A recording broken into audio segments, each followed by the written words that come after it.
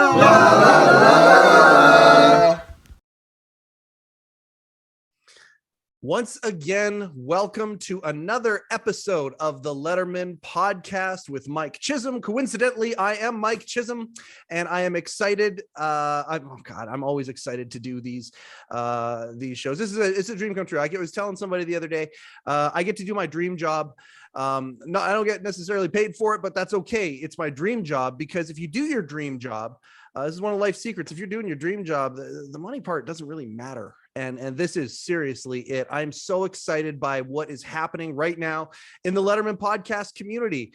I said this to a guest not too long ago. We're in 2022, and it's a good time to be a David Letterman fan.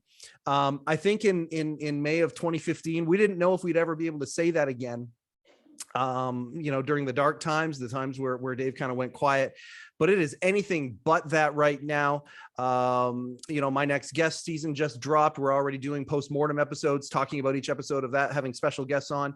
And then, of course, Dave's new show on Netflix. If you haven't seen That's My Time with David Letterman, jump on there. Finish this podcast first, then go and jump on there. Wait, no, hold on. Like and subscribe this podcast after you finish it. Then go on and watch That's My Time with David Letterman, as he helps usher in new stand-ups and has a show doing it, which is that's a time-honored tradition that he got from Carson, and I just love the fact that Dave is out there right now ushering in new comics. But today is not about new comics. Today is talking about David Letterman. I've said before that my very favorite segment on television is the first segment on the Late Show after the monologue, where Dave would go and sit there and talk to us, the viewing audience, broken the fourth wall, of course, and we just felt Dave was our best friend on TV.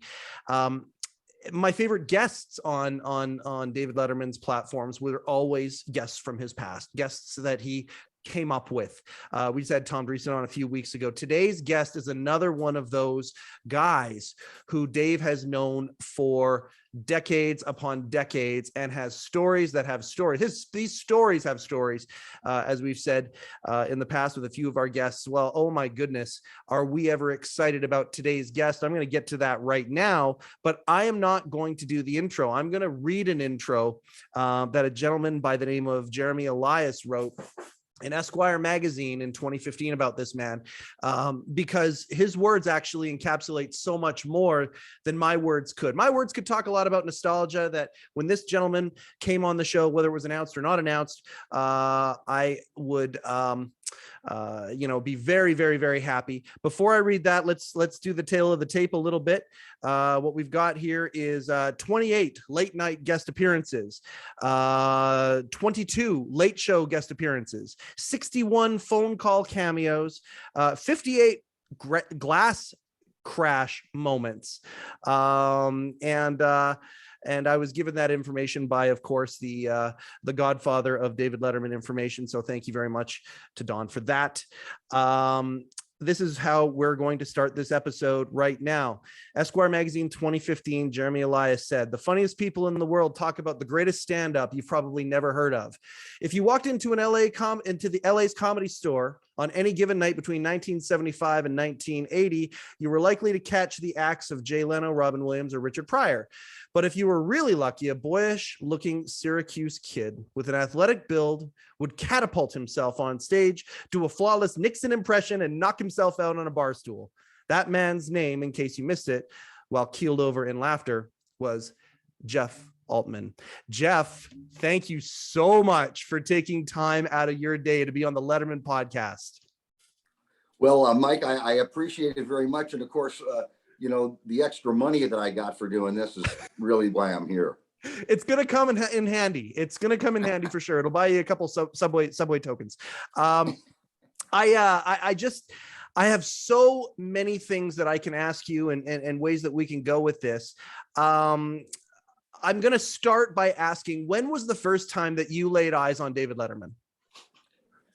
Gosh, that's a hard one. Look, I'm getting a phone call. It's Dave now. No. That's right. You silence David Letterman when you're on the Letterman Podcast. That's right. Sorry about that. No, don't be. This is great. at any rate, let me just pull the cord out of the wall here. Sure. Sounds good to me. And we won't get any more phone calls. I haven't worked since Gunsmoke. I hope you know that. I'm very excited by this. I'm going to be laughing a lot, and I'm going to be taking what you say, everything that you say. I'm going to be waiting a beat or two to see if it's a bit or not. And Okay. You've got this energy. You know what? Actually, okay. Before we go to the first time you laid eyes on David Letterman, I will say this. As an enthusiast, when I would see you come on any one of Dave's shows, I know you guys came up with Robin Williams and whatnot. This is what I always thought about you. Robin Williams had this frantic energy about him that was just unbelievable. To me, you had the same energy that Robin Williams had, but you also had the ability to keep it bridled and keep it controlled. Were you an influence on Robin? Was Robin an influence on you? Did you guys take that from each other? Because I find the similarities there striking. Well, thank you. That's certainly a compliment, and I appreciate it. I would say this: I preceded Robin by a couple of years, as did Dave, and I don't think Robin showed up till '76 at the Comedy Store. I was there in '74. Of course, I was only 7 years old, but anyway, yeah. I mean, Robin watched me a lot, and I watched him a lot. Who knows who rubbed off on who, but as I say, I did come a little bit before he did. Yeah, well, that energy is incredible. There's been interviews with Dave talking. It might have even been in that Esquire interview actually, where Dave talks about how he would say funny things, but he was also very stiff. And one of the things that you taught him was to insert this energy and this looseness and some of these things into what he did. I think about, Dave had that kind of sling blade buffoon kind of voice. Oh, bit of a, that kind of a voice. I always thought that he got that from you, or like that was something that you two traded back and forth. What does it mean to you to have comedians like Jerry Seinfeld and David Letterman talk about how, you are a stand-up? That's got to feel pretty gratifying. Well, let's put this all in perspective. First of all, I didn't do stand up that well. I guess I did do it that long, but I stayed in the game a little longer than I should have. I think my criticism of myself, would be that I could have been more prolific had I been less lazy. And so when it was time to come to do the Letterman show, I would get very excited and I would write some stuff that I thought was funny or some funny panel and do that. And those were motivations. But as time moved on and we got into the not till the middle 90s, after I was on a show called Nurses on NBC, I started getting lazy, and then I started hanging around the Comedy Store way too long. And by the year 2000, I was, I had shot my shit, Yeah. Let's talk about that a little bit. The Comedy Store. So the Comedy Store has obviously had a lot of peaks and valleys in its storied history. I mean, for any of you who haven't watched the 5-part series on the Comedy Store or I'm Dying Up Here, the book, amazing book on it. I highly, highly recommend it for those who are stand-up enthusiasts in any way. It's a fascinating tale. So if you were there into that stage, you have seen a couple of the real big peaks and a couple of the really deep valleys of the Comedy Store. Well, I'm not so sure there were peaks and valleys exactly, but there certainly were times in which the Comedy Store did better than in other times. Sure. And I mean, there were always a flock of comics around that were ready to appear on the Tonight Show or Dave's show, but everybody doesn't get to always be on. And there were some slower times at the Comedy Store when it was a little bleaker than it certainly is, I guess, now. I haven't been there in, really in 10 years or so, or 10 or 15 years. And there were hills and valleys, but not so that you'd walk in there and say, gee, I didn't laugh at all tonight, Oh, absolutely. I don't think it's a matter of the quality of content. I think part of that is also, you'd get a flock of stand-ups who would use that as the launching pad, would then take off.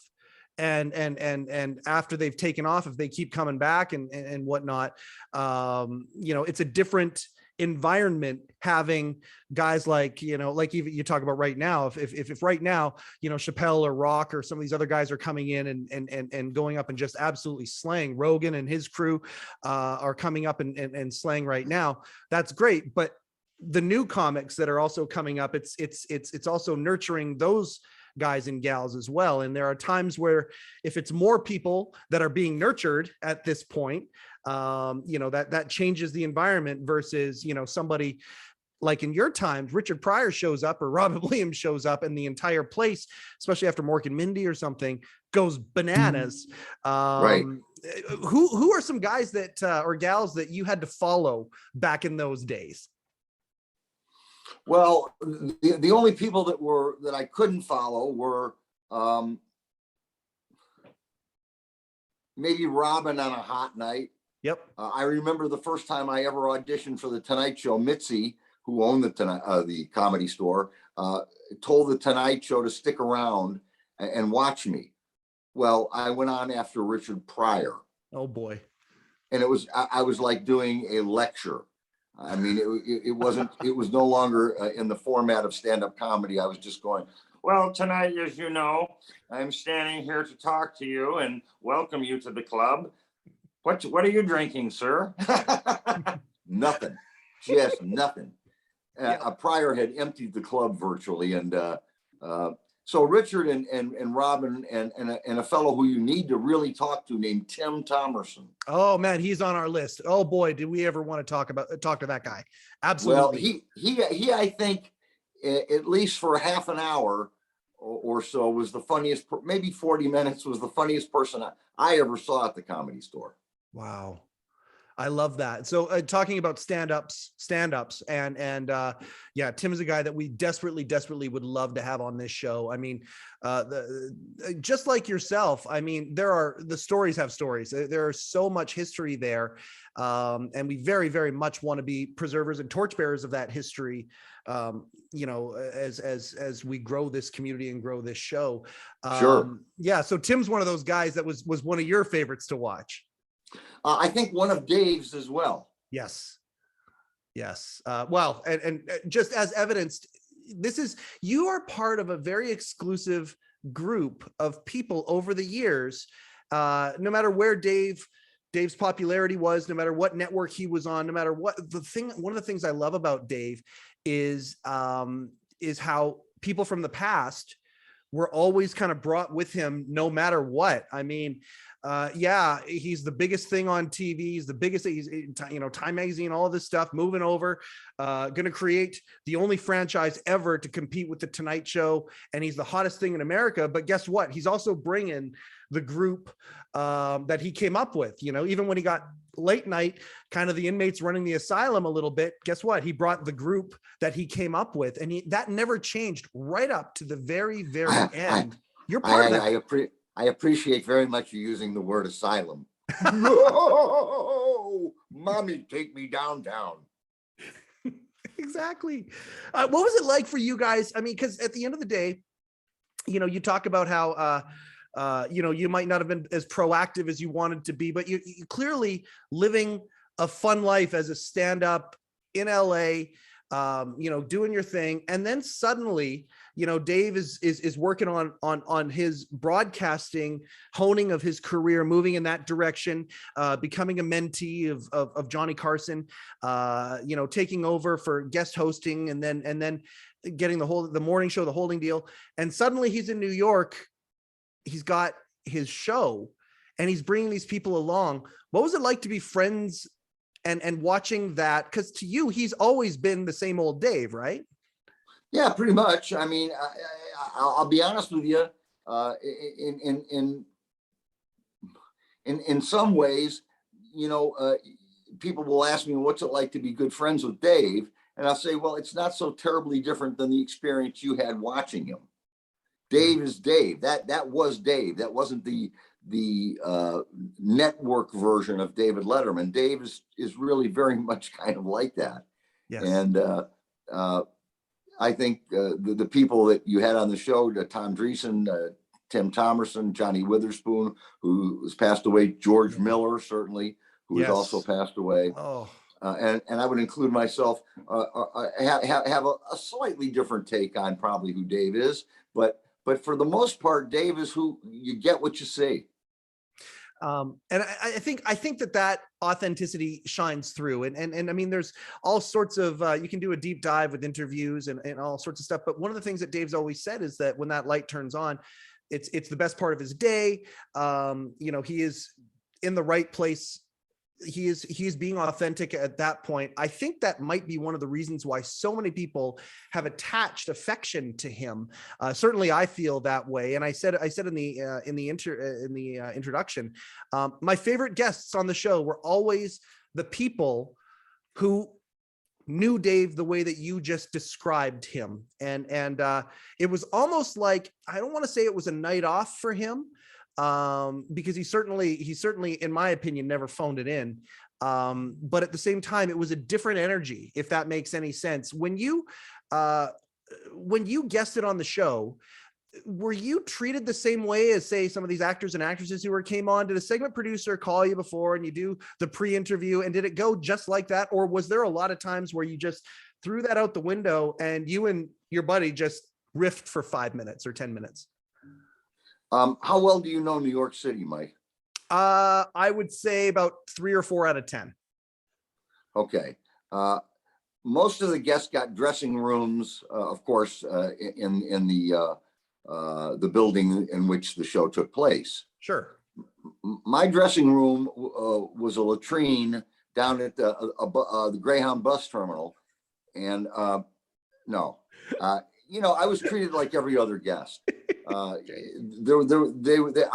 Listen, I suppose they were nicer to Meryl Streep. I don't mean nicer, but I'm sure more attention was shown to Meryl Streep to make sure she was comfortable. More handholding. Perhaps me. Yeah. But I always had a nice dressing room on I think it was the 9th floor or the 7th floor. I can't remember now. But and the goodies in there and stuff, and you could have coffee while you were waiting in the room and listen to the show and watch the show, and it was just fun and very exciting and nerve-wracking waiting to go on. I would get very nervous before I did the show, and yes, there was quite a bit of preparation, especially with comics, and especially with comics that relied primarily on their panel, which was kind of something I was somewhat proud of. My stand-up was on that show, I would say, was kind of grade B, maybe B+, but I think my panel was pretty somewhat unique. Well, and that's the part I'm talking about.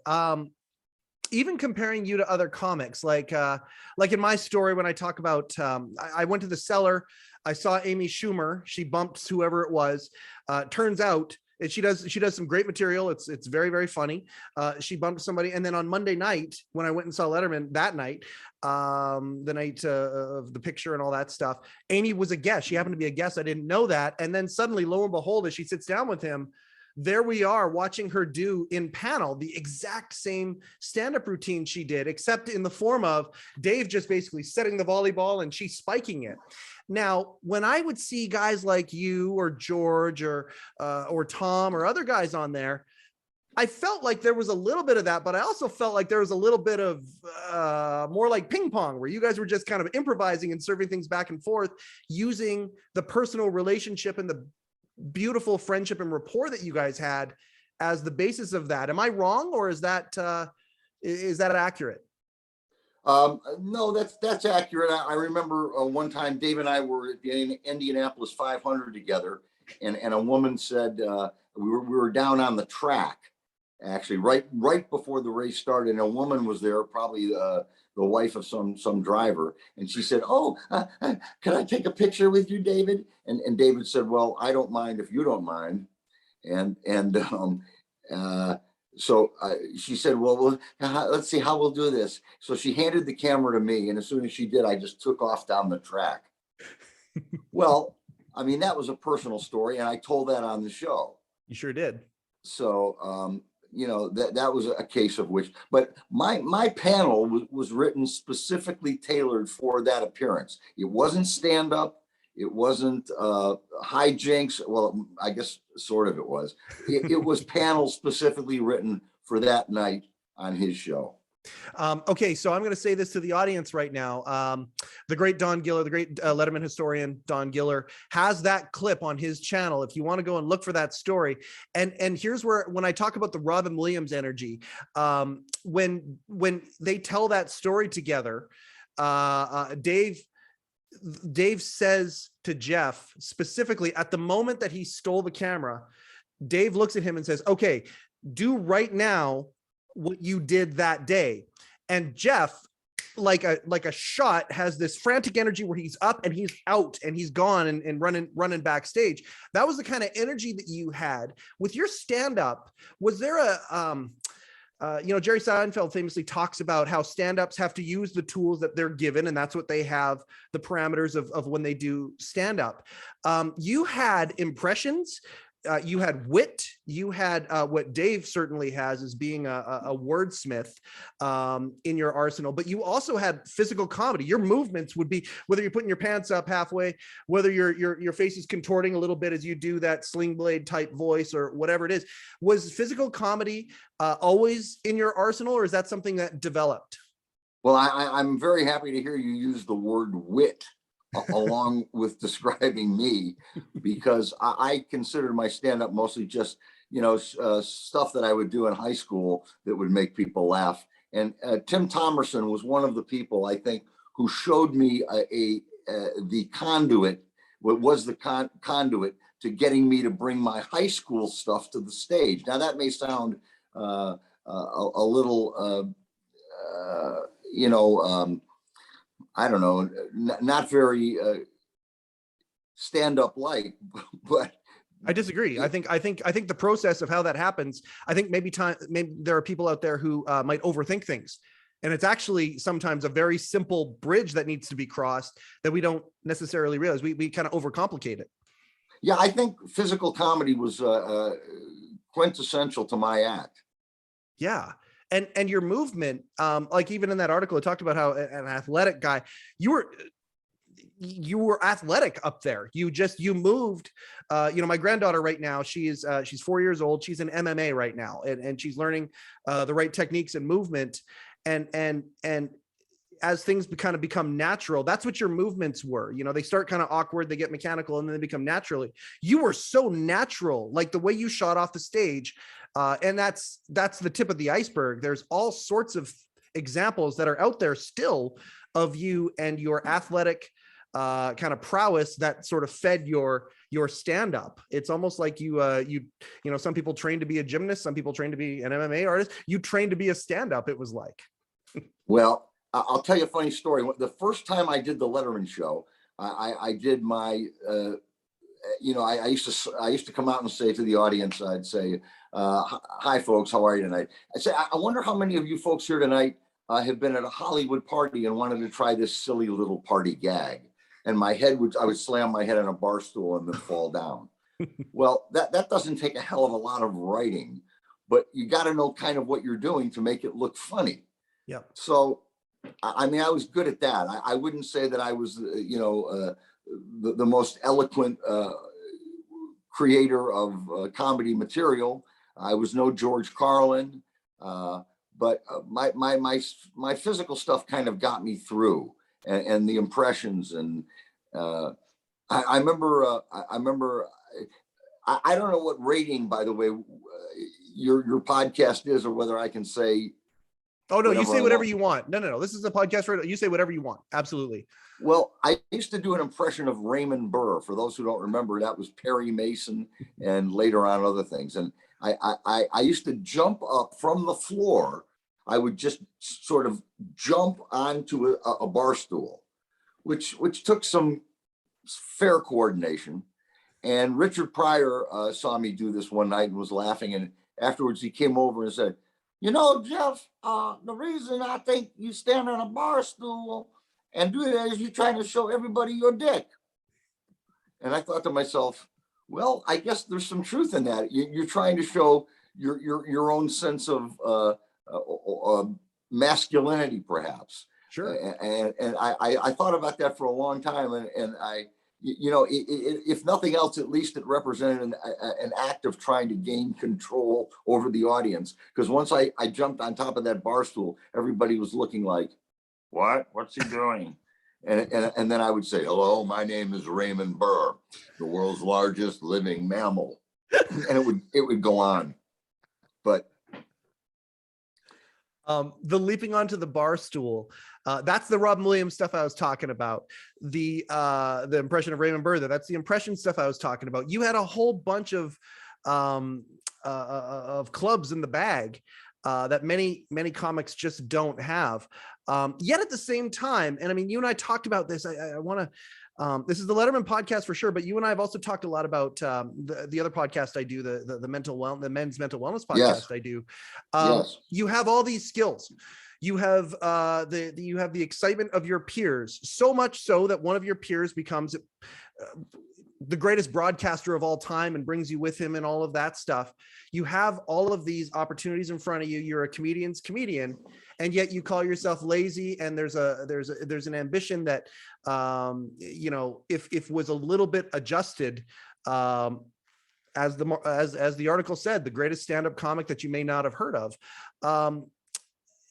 Were you self-aware of that back in the day? Did you know that if you, had a little bit more ambition or whatever, the career itself could have been nurtured in a different way? That's a long story, Mike, and I'll tell you as succinctly as I can. Sure. My career took off pretty quickly, actually.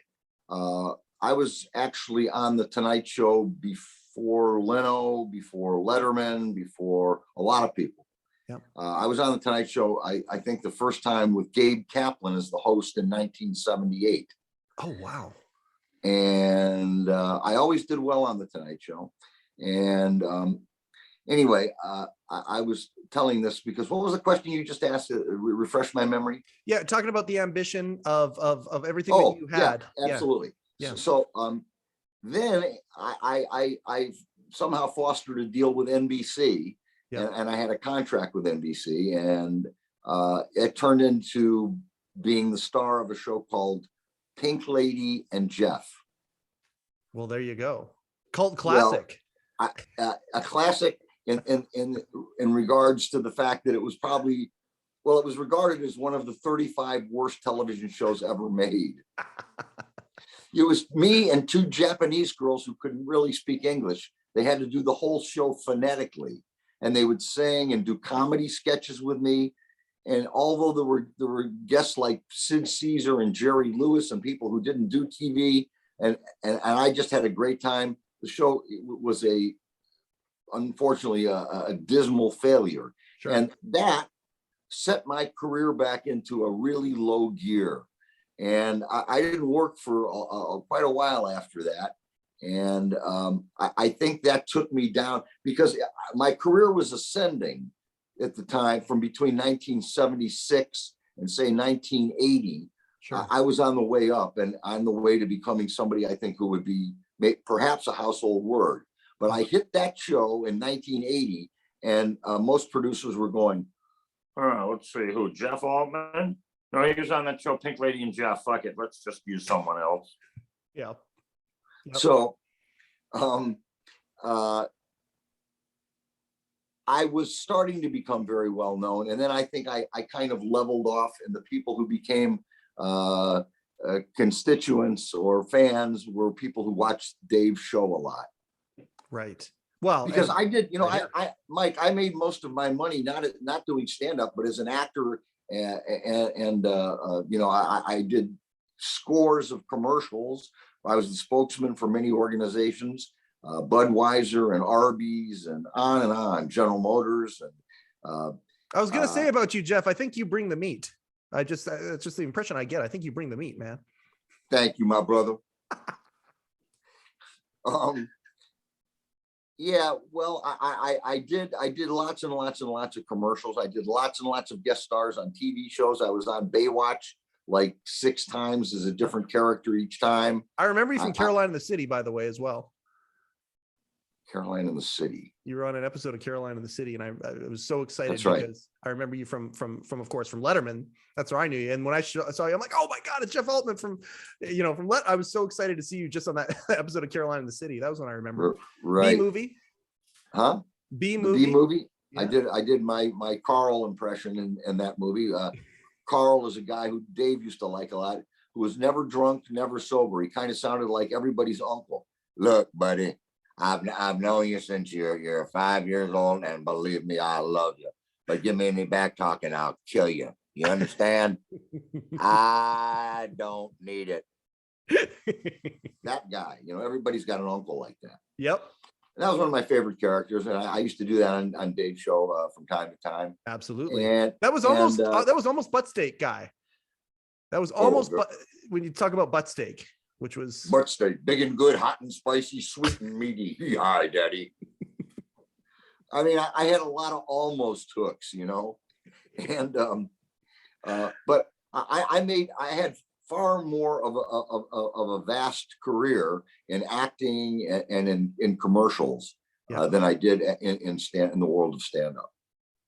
But it's still, again, a testament to Dave just bringing his friends on just to screw around on the show or whatever. And right. By the way, you're not just screwing around, because of course you are writing material and you're bringing stuff with you when you go on the show. I don't want to minimize at all what you did. Was every time you went on, especially like Late Show, because I mean, you were there when the ascension happened. From late night, which is again kind of the college dorm room inmates running the asylum, to Late Show. Holy shit, we got a lot of pressure here, and that. Did your nervousness was it always the same with the two shows, or when it started moving, was it did it grow? No, you were always nervous. Dave is. You used the word wordsmith before. I have a story about that we'll talk about later. But okay, I've never known anyone in my life, and I'll say this clearly, that was funnier than Dave. I mean, he's the funniest person I've ever known. Now, maybe there's other guys that I should have gotten to know that are as funny, but that's a compliment. I think he would accept that compliment right there. Well, I hope so.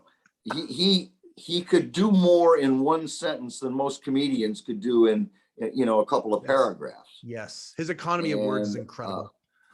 I'll tell you the story. One night Dennis Miller was on the show, and Dennis had come out with it was like 1986 or something, and Dennis had what he called his new wardrobe, with the sleeves rolled up in the coat. Sure. Where the sleeves are like this, and you've got the sport coat on, and he just and so he came out today and said, well, Dave said, well, you're looking good. He says, yeah, I got the new clothes, and I'm trying to kind of look pretty cool, and then Dennis went into one of his giant digressions in which he used every kind of strange and digression after digression after digression, and when he got all done, he turned to Dave and said, so you like the clothes? And Dave looked at him and said, well, I'm not under oath. I just thought that was, I thought that I just hit the deck, I fell on the floor. Yep. And he could do that at any time, and being, with him when he's not on camera, it's even better than that. I mean, he has a way of just topping the charts with some outside comment or 2 words or 3 words or a sentence that just buckles your knees. Okay, so this wasn't a question I was planning on asking, but I'm going to ask it now. So people have asked me, a lot of people have already asked me, okay, well, is the goal to get Dave on? And yes, of course, I would love to. I feel like I would step in it time after time, though, because I would compliment him too much or make him feel uncomfortable, that kind of thing. But I thought about what would be a good venue to have him on this show and it be a good experience for everybody around, especially him. And the idea of getting like 2 or 3 of you guys from the old days on just for a Zoom conversation, and I wonder what that would look like. And so my question is this. when you guys get together for these dinners, or you have these times where y'all get together, is it a matter of you and some of these other characters are talking, and Dave doesn't say much, but when he does say something, he's the guy that comes in and just slams it down and says the funniest thing that could have been said? Or is he just as animated in these exchanges as you and I are right now? I don't know exactly how to answer that, Mike. Okay. He can be animated and certainly very funny, but it's his use of the Midwestern turn of a phrase Sure. that just separates him from I think everyone. I mean, there's a lot of guys now who are very, very clever. John Mulaney is a clever guy. Love him. Yep. Seinfeld, tremendous. Mm-hmm. But being able to turn the ship over with one word is a tough assignment. And there's nobody better at that than David Letterman. Without a doubt. We're going to have a guy on that produced the Madonna segment here pretty quick. And I mean, I'll tell you my favorite Dave moment, because we're kind of reminiscing a little bit. I've got one. Sure. When people ask me about what my favorite David Letterman moment is, it's when he's talking with Madonna, and Madonna's being a little bit unruly and all that kind of stuff. And he sits back there like the Cheshire Cat a little bit. And she sets it up for him unknowingly and says, she's swearing and doing all these things and being unruly. And Hal's doing a great job showing people in the audience's reaction and all of that stuff going around. It's fine. And Letterman just shows that he is the ringmaster, because she says, hey, you know what? You used to be really edgy. You used to be this, you used to be that. Now you've gone all polite and soft and all this, now that you've got this new show. And Dave just sits back with a smile on his face and says, I can suspend that behavior tonight if you'd like. And that's it. That's it. It's one little sentence, and it's the word suspend in behavior. And it's just wham. And I'm still talking about it like 30 years later. I love that delivery. How's the percentage on your device there? How are we doing for battery life? I can't see it as we're doing. So I think I'm okay. Okay. No problem. I want to get to this. Did you bring the letter? Do you have the letter? Ooh, I didn't, but I can sort of do it from memory. Can you really? Yeah, I think so. I hope we're not telling tales out of school.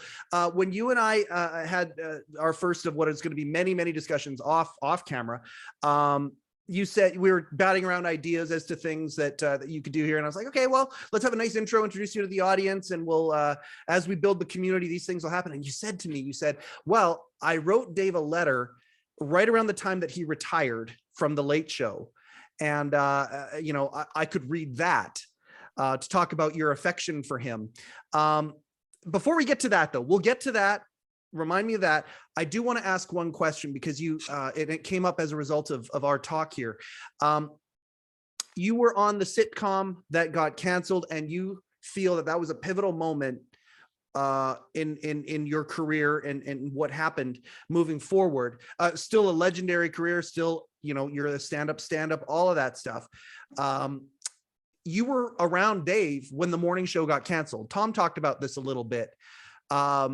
Obviously the exact same fear, even though he still had his holding deal and all that stuff. Even though when that morning show got canceled, though, he felt those exact same feelings that you talked about here, because you're on a razor's edge when something like that happens, when a setback commercially happens. Do you remember that time?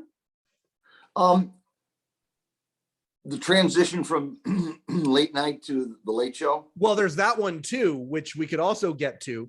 But I was more thinking the morning show when it got canceled before late night hit. I don't remember. I know that Tom was very helpful to, I think, Dave during that period of time. Yeah. And I don't remember that as well, certainly as Tom Dreesen would, but I do know this, that Dave Letterman possesses a work ethic second to no one. I mean, he's not a young man anymore, nor am I. And he just when he's not working, he feels like things just ain't completely right. That's why he's got his new deal with YouTube. the stuff on YouTube that he's got, and Netflix stuff. Yep. 2 shows on Netflix now. Yeah, 2 shows on Netflix and all kinds of stuff. And he just loves to work. And it is a part of his ethical standard. It's his DNA. Yeah, and his DNA. That's correct. He just loves working, and no one does it quite like he does it. I appreciate that answer, and certainly you mentioned the transition between late night and late show. I love going deep on that subject because, again, Dave did what nobody else has done. He created a franchise that could compete with the Tonight Show. And in my opinion, when they treated him the way that they did at NBC, he walks across the street and built a castle and started ramparting the hell out of that, Yes. that once thought impenetrable fortress. And not only did he penetrate, but he changed everything. And you talk about that transition. I mean, I think in the few months between that transition, he's setting up pants, he's setting up, everything in the Ed Sullivan Theater, all of that stuff. Everyone's working their ass off. You talk about work ethic. I think he filmed 19 remotes in that short period of time. The work ethic is second to none, and it still is that way. Goes on this massive run. At the end of that run, a lot of emotion. I maintain that the last 6 weeks of The Late Show is the greatest 6 weeks in the history of any television, certainly broadcasting. If you put it into categories, entertainment or infotainment into categories, certainly, in my opinion, the last 6 weeks of The Late Show was the greatest in that. But I think the last 6 weeks of The Late Show was the greatest 6 weeks in television history. At that time, obviously the end of an era, you wrote Dave a letter. And you don't have it here, but you got a lot of the body of that letter on memory, and you've said that you would talk about that. Could you talk about that? Yeah, I did. When it was done, I said, Dave, congratulations, without sounding redundant, and I'm sure you've heard this a million times, and I know you may not want to hear it again, but congratulations on 33 years of broadcasting history. And I said to him, and I think this is important, I said, certainly of our generation, you're the most influential of all people. And that was the basis of the letter. I said, the show, the way you handled the end of the show without being maudlin or without being, crying or it just ended beautifully. Much credit to all the people who ran the show. And I'm just proud to say that I feel like most of the people in the country when I say that I'm your friend. And that was pretty much the gist of it. Yeah, that's beautiful. Certainly we as if Dave had when Johnny retired, he had the Bette Midler moment, and that's played all the time. I think when Dave retired, I don't know if you were familiar right off the top of your head. I thought that moment for Dave was Adam Sandler singing that song. Adam Sandler's song. One day I hope to have him on this podcast and he'll sing that song. The song he wrote for Letterman, and it finished that way by saying our best friend on TV. And it's so inclusive because there's so many of us who felt that way, that he was our best friend on TV. You have 5 or 6 extra dimensions because you've got that friendship outside of TV, but you also have that friendship, the professional friendship on TV, and the relationship of the viewers that we all had. And it's fascinating for you to, that the feelings that you as one of his friends felt was exactly the way that we, as the viewing public who may have never met him, also felt. Once again, a testament to the power of the body of broadcasting work he and his team created over those years. Well, I said, Mike, at the outset of this interview, I said that what I get from Dave 90% of the time, or 80% of the time, maybe, is the same thing that audiences got. That that sarcastic, dry, sardonic wit that could, in one sentence, could just turn the tables on everyone. That was shared by me, by Tom Dreesen, by Tim Thomason, by Johnny Witherspoon, George Miller. All of us got to share that with him in his private life as well as on stage. And, Dave had other friends besides us who were better known. But I don't think anybody who knew him better than the aforementioned. Yeah. Well, we want to talk to them all, and we want to talk about this. I don't know if I've said this. I think I've said this on our program so far. I've certainly said it to many people in private. I am astounded and shocked by how fast the world has forgotten Johnny Carson.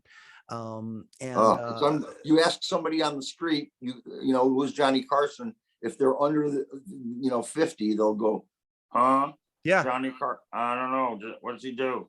One of the biggest stars in the entire world that the entire world has ever seen.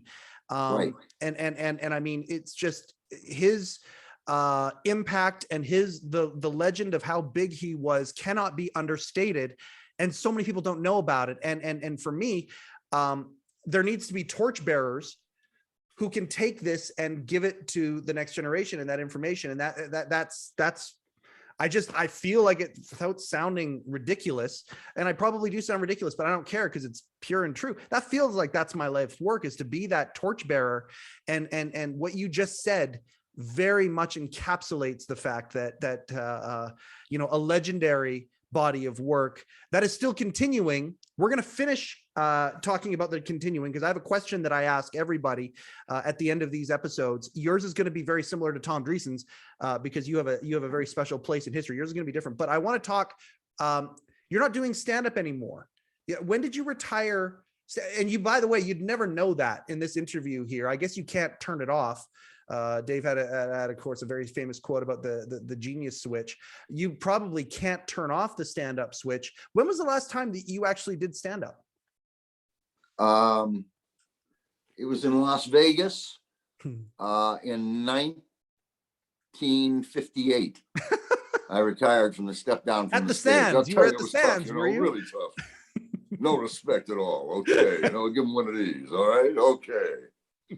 No, I retired about 2 years ago. I was doing a show at the Tropicana in Las Vegas at a club called the Laugh Factory, which became sort of my new favorite club as I aged. And I had a very good friend who ran the show there, who was in charge of paying everybody and running things and hiring the comedians, a fellow named Harry Basil. I don't know if that name rings a bell. It doesn't, but I'm going to do but after this. He's quite a great comic and entrepreneur in his own self. And so it was there about 2019 or so that I got off the stage and just said, you know what, I'm not having as much fun as I used to. I used to be very physical and smash myself all around the stage. Yeah. I'm too old to be doing that now. If I were to smash my head and fall down now, people would go, "What? Look, Lewis, look what he's done. He's hurt himself. Somebody call 911." Really, I mean, it just was not appropriate. So I had to do a different kind of act. Now, people would say, well, why didn't you reinvent yourself? Well, I wasn't interested in reinventing myself. I have other things in my life that are very important to me as well that I can spend time with besides stand-up comedy. Mm-hmm. And so I moved on. I think the 70 years old, which is how old I am now, it's time to start thinking about stepping down. Maybe not for some people. I mean, look at Carl and look at I don't know, did George live past 70? I don't know how old he was when he passed. It was certainly, but I mean, yeah, performing right to the end though, like doing cameos in movies and doing, performing right to the very, very end. He definitely went. I mean, right. Rickles comes to mind. George Burns comes to mind. Sure. Benny, a lot of the old guys. But I somehow I don't see Amy Schumer standing up there when she's 65 talking about her pussy. I'm just, I don't know. Well, hey, only time will tell, and let's see. It's true. Well, okay. So that being said, was it difficult stopping, or did it feel right? No, it felt perfectly right. Awesome. I'm also very involved in my life in close-up magic, close-up sleight of hand, specifically with a deck of cards. My father was one of the greatest sleight of hand artists specifically with cards and coins in the United States. Wow. And my dad was born in 1906. What was your dad's name? What was your dad's name? Arthur Altman. Arthur Altman. Okay, awesome. Continue. And yeah. He was appointed in 1926 as the first president of the Society of American Magicians in Worcester, Massachusetts, by Houdini. Oh my God. Right before Houdini died. So my dad was 45 years old when I was born. Yeah. So he had been through World War II and all that stuff. And then in 1951, I was born, and the health department stepped in and said, "I'm sorry, Mr. and Mrs. Altman, but you're going to have to stop procreating." The American gene pool will never be the same again.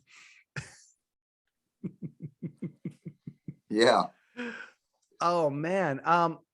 Okay. So how do you use these talents and these giftings? Are you performing?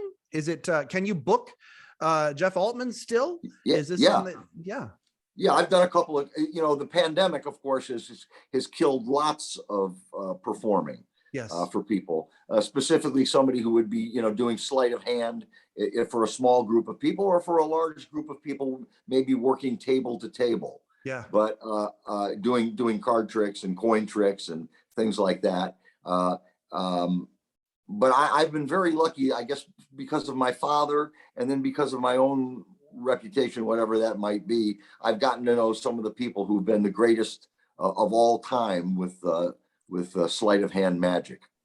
It's an incredible skill. It's an incredible skill. My wife and I, when we watch like America's Got Talent or things like that, the sleight of hand, the close magic performers are always the ones that captivate us the most. It is a phenomenal skill. Well, the person you're probably referring to is an Asian guy named Shin Lim. Shin Lin is one of them, but yes, absolutely. Shin Lin's a phenomenal example of that. Yeah. But I different than Shin Lim, I like to be a guy who can walk into somebody's house, borrow their deck of cards, and put on a reasonably good 15 minutes of entertainment. Oh, that's. I'm just going to throw this out there to the universe right now, Jeff, as we build our relationship and as this happens. I hope to see it live in person one day. I don't know what it looks like. I don't know what kind of event it's going to be. What I do know is that this thing is growing in all sorts of weird ways. And I just want to throw it out there that I want to see that one day. I know New York is going to be a place that Candy and I go to as she develops kind of her app and their platform there. New York is calling us in that regard. And then this is cultivating as well. I very, very, very much want to see this. I'm grateful that you haven't had to take these skills and use them to become a jewel thief or something like that. Well done in your career. That is a very, very cool thing that you're doing. And I don't think a lot of folks out there necessarily know that. Do you have anything either online or available that shows you doing this that you'd like to showcase or plug? Well, let me think. I don't think I have anything online or on YouTube, but I have stuff that I filmed, for friends and stuff that who are deeply involved in this art form that we go back and forth and show each other something. Okay. Can you see this deck of cards? I see it. Here's what I'll do. I'll make a fan of cards here. Yep. Like this. Can you see the fan of cards? Yep. And I'm going to ask you to just think of a card you see there. Done. You got it? Yep. You thinking of it? Yep. I'm going to go through the cards like this. I have no idea what you took, but I'm going to hold up one card in front of your eyes. Okay. And for the first time, name the card that you just thought of. Queen of Spades. The Queen of Spades. Yes, sir. Watch. The Queen of Spades.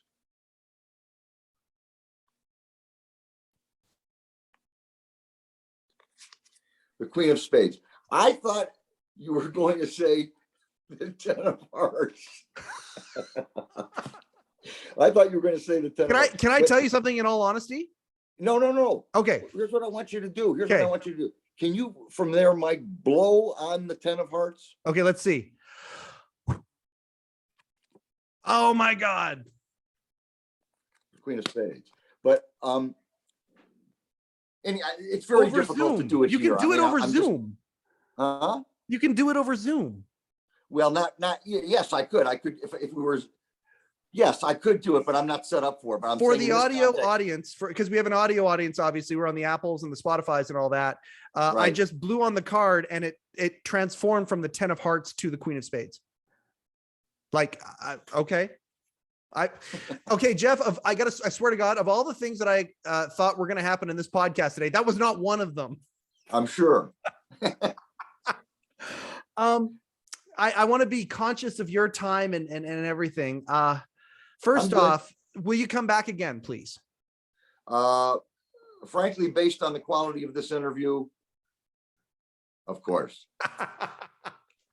I would have understood either answer. I thank you so much for being here and doing this today. The question that I ask every guest that we have on the normal episodes of the Letterman podcast is, okay, Dave is now doing the long form. He's doing the Tom Snyder kind of deal with video intercuts, and it's a powerful show. We love the show. I love the show. It's fantastic. My next guest is awesome. The question that I ask is, if there's 3 people that you would like to see Dave interview on that show, who would they be? Now, for you though, you get the Tom Dreesen treatment. You guys get a different question. Dave's also doing That's My Time with David Letterman, where he comes up, does a monologue, brings up a new stand-up, and thank God he's still doing that. Carson, Joe Rogan's doing it now, where there's a bump, when an audible, visible bump, when a comedian comes on and does their thing, and then their career does its thing and takes off. Carson did it. Letterman did it with The Late Show. Now he's doing it again with Netflix, which is so great to see. But with you, I'm going to take the new comic, and I'm going to kind of put that on hold here. Okay. If there were 3 comics you would like to see Dave do that show with, he comes out, does a monologue, the stand-up comes out, does 10 minutes, and then they sit down and do panel. If there were 3 stand-ups you would like to see Dave do that with, who would they be?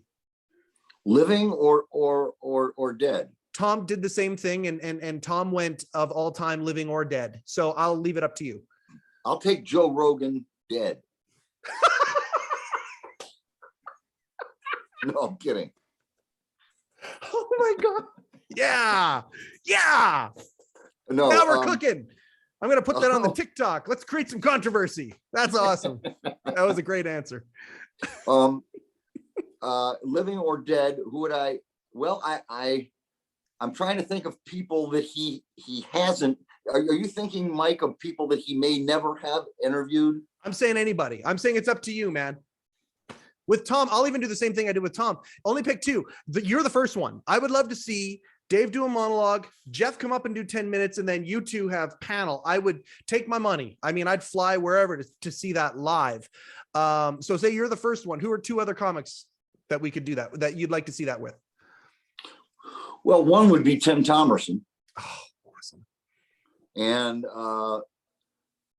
the other might be Johnny. Oh, so Tom said that Johnny was one of Tom's answers as well. Really? Yeah.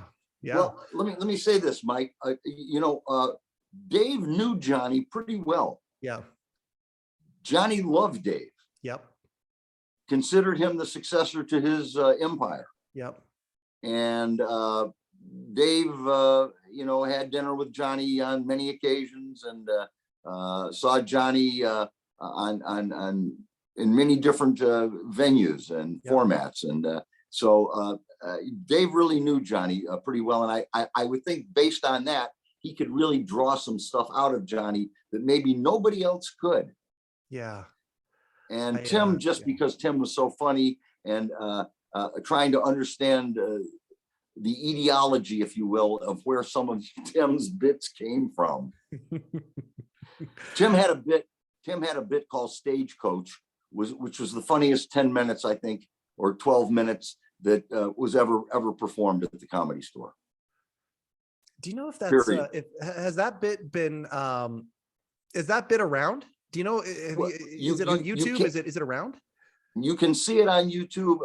It's a little hard to find. It was on, he did it on Freddie Prince's original HBO special. That was like the first HBO special for comics ever.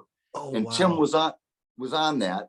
I think Elaine Boozler was on that. Awesome. I think, I can't remember the rest of the people, but anyway, Tim did Stagecoach on that. And then years later, I think he did it on maybe the 10th or 15th anniversary of the Comedy Store. Okay, so there's some homework for our viewers here and our listeners to go look for that. I'm going to give you another assignment, by the way, viewers and listeners. There's an appearance on one of Dave's shows. I feel like it was late night. It was late night for sure, involving Jeff Altman, a Santa Claus story, and Merv Griffin. Go find that one. That was a phenomenal little piece of business that they did right there. That was incredible. Jeff, if you wouldn't mind. I'm glad you remember that, Mike. I'm so glad you remember that. I was very proud of. I did 3 of those. I did with Merv. I did one with Merv. Yeah. I did one with Chuck Connors dressed as the rifleman, and I did one with Hervé Villechaize. Oh my gosh. Okay. We're gonna see if we can figure out if we can get some of the clips that we talk about in this show here. We don't quite have the official relationship with Pants yet, but what you just mentioned there, I'm going to use as an example to see if we can get those clips unearthed and thrown out there. That's fantastic. But the Santa Claus one with Merv certainly is. The Santa Claus story with Merv Griffin is fantastic. Thank you. They're deep cuts with Jeff Altman and David Letterman. And also, Jeff, please, if there are any clips of you doing the magic, the close-up stuff that you do, and you want them out there, please send them to me, and I will make sure they get up on our YouTube channel and on our Instagram and all that stuff as we kind of power up this thing. We certainly want to support everybody in the Letterman community. That includes folks who are on the show as guests, also who had encounters with the show, people who, I use this example all the time, but people who, Dave called a payphone from the studio. Somebody picked up that payphone, and there was an adventure that happened for that person, an unplanned adventure, and they're still talking about it 25 years later. Those clips we want to get out there for people. We literally want to be torchbearers for this thing. So please, anything you want out there, we'll do our very best to get that out there. Well, I'd like to, may I say something in closing, or you could please, close us up here, and then I'll finish it. Yeah, please. I don't want to impersonate in any way or try to duplicate what Soupy Sales did, but folks, if you've got $5 or $6 in your back pocket there, send it along to Jeff Altman, care of Mike Chisholm, and he'll of course forward those things to me, and I appreciate what you do for me, bud. Okay, that's it. Our guest today, legendary stand-up entertainer, even though he's retired from stand-up, still every bit as sharp and lovable as he has always been. Jeff Altman, comedy legend. Thank you for taking of your time. For the viewers on the YouTubes who are watching with your eye holes, for the listeners on the Apples and the Spotifys and all listening with your ear holes, that is another episode of the Letterman Podcast. We can't tell you how grateful we are for the momentum that we have gotten so far in this thing. This thing is in its infancy, but it's already kind of really tapping into something, and that's that love that we have. Let's build the community. If you like what you saw or heard, please physically like it on whatever platform, and all the other platforms for that matter. If you wouldn't mind sharing it, we've got the Letterman Podcast group on Facebook that's growing steadily since we started it. We're going to start doing some giveaways. We've got some late show scripts that we're going to do. We've got a whole bunch of Letterman rejection postcards that we're going to be sending out as prizes for people. These are actual artifacts from the show that we're going to be spreading out there for people who love this stuff. That is another episode of the Letterman Podcast.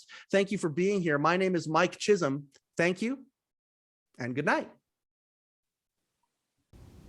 Overcoat and underpants.